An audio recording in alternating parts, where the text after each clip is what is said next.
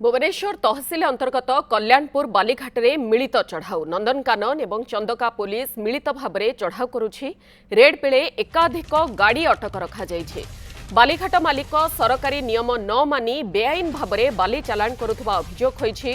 पूर्वरु बेआईन बाली परिवहन नहीं प्रशासन बालीघाट बंद करिथिला, किंतु ता सत्वे मध्य बेआईन भाव में बाली चालाण करुथिले बाली माफिया। तेरे घटनास्थल में भुवनेश्वर जोन 6 एससीपी नंदनकानन और चंदका पुलिस सहित फोर्स उपस्थित अछंती। इस संपर्क में अधिक सूचना देवाई कल्याणपुर बालीघाटू आम सहित सीधा सड़क जोड़ी होती सहयोगी मनोज स्वाई। मनोज, कौन रहुची पूरा घटना?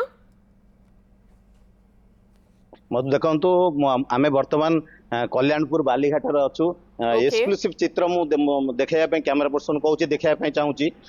देखु बर्तमान पुलिस प्रशासन काली राति आसी बालीघाट उपर चढ़ाऊ कर आम देखा बर्तमान राज्य सरकार बेआईन बालीघाट उपर एक्शन मोड रे अच्छा। तेणुक विशेष सूत्र जो खबर मिली खबर पाया भुवनेश्वर जोन 6 अधीन समस्त थानार अधिकारी एवं पुलिस फोर्स सहित गतकाली विलंबित राति जो कल्याणपुर बालीघाट अच्छी बालीघाट उपर चढ़ाऊ कर चढ़ाऊ समय 30 रु ऊर्ध्व हाइवा आप देखुवे लाइव माध्यम देखुवे बहुत प्राय 12 रु 15 टी हाइवा बर्तमान जबत हो पुलिस जबत कर सारे। बाकी यही बालीघाट रे पाखापाखि सेमती 15 टी हाइवा अच्छी सहित 2टी जेसी मेसीन बाली जो नदी भितर अच्छी। तो बेआईन भाव में बाली खनन होता आउ सी चालाण होता। तो जिते बड़े ए संपर्क में जानिबा परे पुलिस अतर्कित भाव में चढ़ाऊ करते चढ़ाऊ समय जेते गाड़ी बालीघाट भितर पशिला सबू गाड़ीर चालक माने गाड़ी छाड़ी पड़े जाइथिले।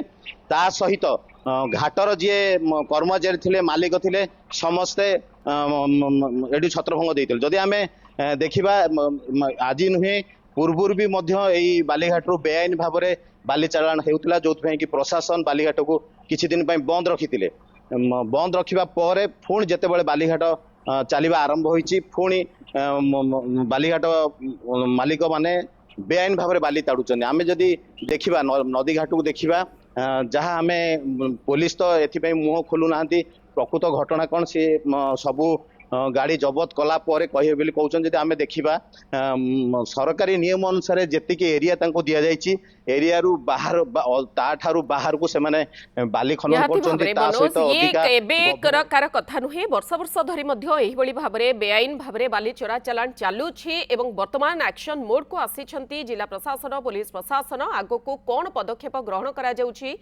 माफिया पाखरे मूल माफिया पाखरे पहुंचुछि ना नहीं प्रशासन ता उपरे रहिब नजर। आपण खबर पर नजर रखंतु मनोज।